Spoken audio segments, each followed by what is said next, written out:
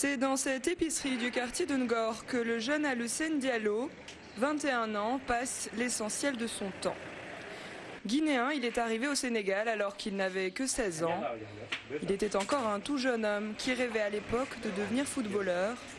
Mais les difficultés familiales l'ont contraint à abandonner ce rêve. Merci. On n'a pas beaucoup de moyens pour travailler. C'est pour ça que mon père m'a envoyé ici pour que je travaille pour les aider. La migration intra-africaine est vue par certains comme un formidable levier de développement pour les États, à condition qu'elle soit encadrée par des politiques favorables. C'est justement l'objectif de l'étude lancée le mois dernier par un institut de recherche, l'IPAR, dans 4 pays de la sous-région. La migration peut affecter le développement suivant, soit les transferts, mais aussi il y a les migrations de retour. Par exemple, le migrant qui s'installe ailleurs, il peut acquérir des compétences, il peut acquérir un capital social, mais également un capital financier, qu'il peut,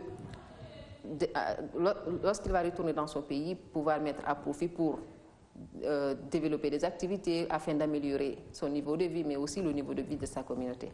Ce sont souvent de jeunes hommes en âge de travailler qui migrent d'un pays africain à un autre.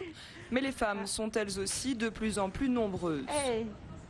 Bonjour, merci. Dans le quartier des Almadies, Sandy Makaya, gabonaise, est arrivée à Dakar dans le cadre de ses études il y a 8 ans et a finalement décidé d'y rester. Il y a quelques mois, elle s'est lancée dans l'entrepreneuriat en ouvrant cet institut de beauté spécialisé dans les ongles. Aujourd'hui, Sandy ne s'imagine ni retourner au Gabon, ni partir vivre en Europe. Quand je suis allée en France, je me suis dit c'est clair, c'est net, je ne me vois pas vivre ici. La culture sénégalaise et gabonaise est différente, d'accord, mais on arrive à se retrouver.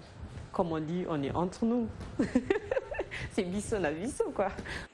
Face au durcissement des contrôles aux frontières européennes et dans une Afrique devenue de plus en plus attractive au niveau économique, la tendance à la migration à l'intérieur du continent pourrait encore s'accentuer.